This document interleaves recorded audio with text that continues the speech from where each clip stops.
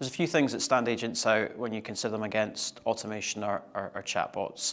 I mean, first of all, agents have the ability to actually draw from many other different repositories of information. It's often a series of language models that sit behind the scenes of agents. So there's a much deeper and broader consideration of the type of information that they're considering and assessing.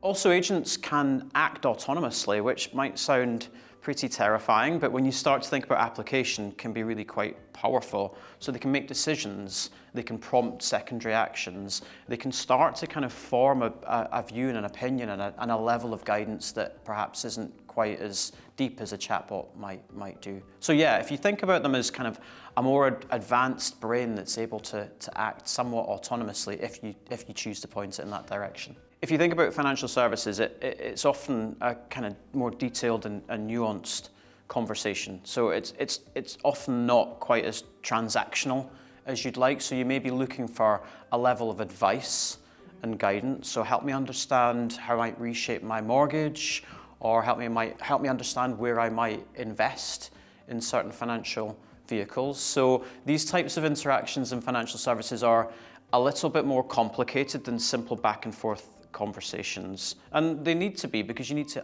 understand and consider customers in quite a bit of detail.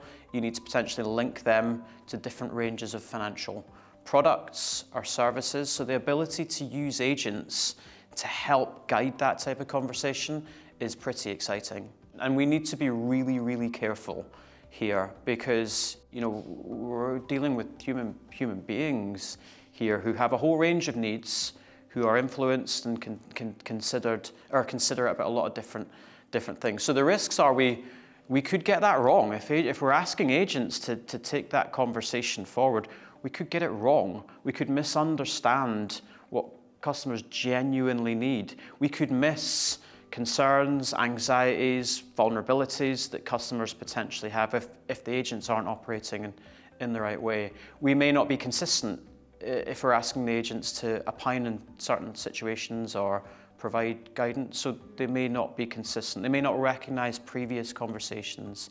They may also not be operating in line with regulatory expectations. So there's a whole number of things we need to be really careful about when we're deploying agents. It sounds incredibly exciting, but it's got to be considered, and we have to be careful in how we do that.